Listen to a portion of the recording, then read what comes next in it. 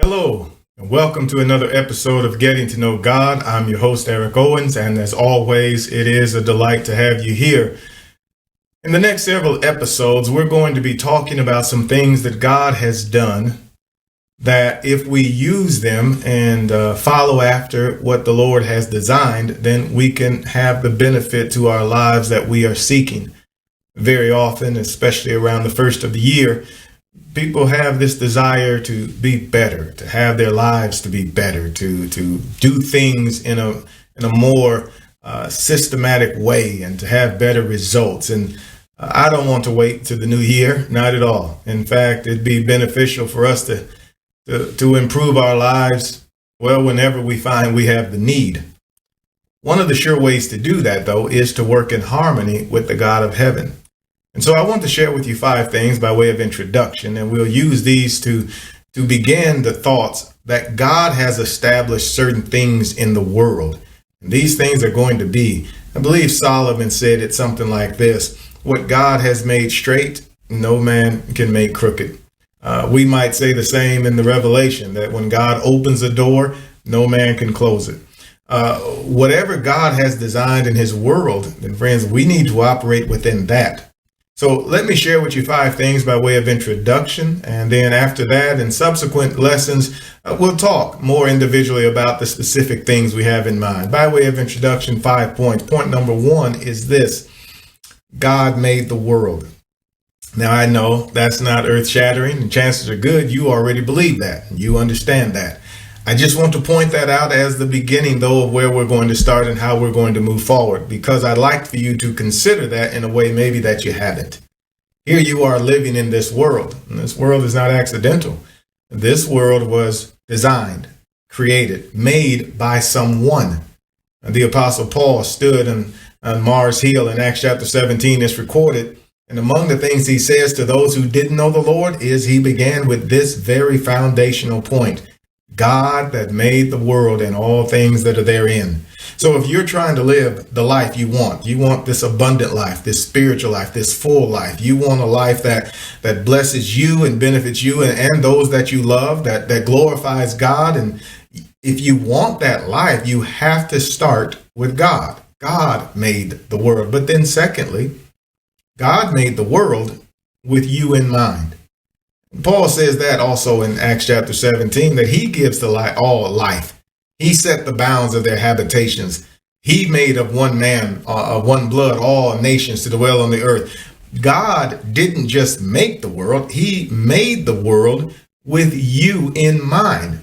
Isaiah chapter 45, verse 12, as well as verse 18, those things are said that God made the world. Yes, but he didn't make it in vain. He made it to be inhabited. Think about that as it relates to, I'm trying to live this life. I want an abundant life, a spiritual life, a full life, I want that. I begin with, God made the world. Number 2, he made the world with me in mind. It's not accidental. I'm not an accident. You're not an accident. God made the world with you in mind. But that brings us to the third thought, and that's this: God came to the world he made. Now think about that for just a moment. In Matthew chapter 1, as Matthew records the genealogy of Christ first in the first 17 verses, and then the birth of Christ from verse 18 to 25, right there in the middle of that second section, he says this, that his name will be Emmanuel, which being interpreted is God with us. Throughout the book of John, John makes the case, and he is saying he is writing these things that we might believe that Jesus is the Christ, the Son of the living God. The entire book of John is dedicated to bringing us to a conviction that Jesus Christ is God in the flesh. The book opens with that thought. John 1 through 3. In the beginning was the Word, and the Word was with God, and the Word was God. The same was in the beginning with God. All things were made by him. Without him was not anything that was made. Verse number 14 says the Word became flesh. God didn't just make the world and retreat from it. No, actually quite the opposite. God made the world. God made the world with you in mind. God came to the world that he made. He actually became one of us. Jesus is able to help us, Hebrews chapter 2, 16 through 18, because he was tempted in all points as we are, Hebrews 4 and verses 12 to 15. And so God made the world. God made it with you in mind. God came to the world that he made. But then fourthly, while here, God taught us. He teaches us how to live in his world. When we open up the scriptures, it is the mind of God revealed, 1 Corinthians 2, 8 through 13. It is God breathed, 2 Timothy 3, 15 to 17. Proverbs chapter 2, the Lord gives wisdom. Out of his mouth come wisdom, knowledge, and instruction. That God is the one doing the teaching. Isaiah 2, 2 and 3, the Messiah is coming. Yes, we're going to go up to the mountain, to the house of the God of Jacob, and he is going to teach us of his ways. God made the world. God made the world with you in mind. God came to the world he made, and God is the one teaching us how to live in his world. You want to live a full, abundant life? Yes. Well, friends, you've got to know these things. Brings us to the final point, and that's this. If you don't, you can actually fight against God. That is, God could be teaching us one thing. God could be showing us, no, this is how you do it. And we, by rejecting him and rejecting his word and rejecting his teaching, we can actually be fighting against, wrestling against, going the other way against God.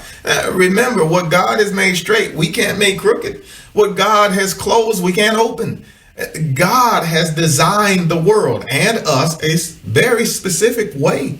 And God has given his word to teach us how to live within the world he made with us in mind. But if we fail to do that, and friends, our life might very well be having the challenges and the struggles it is because we're wrestling, fighting against God and his way. Saul of Tarsus comes to mind, as well as the children of Israel. Jeremiah 6:16, they are told to stand in the way, to ask for the old paths, to walk in them. And they say in response, we will not walk in them.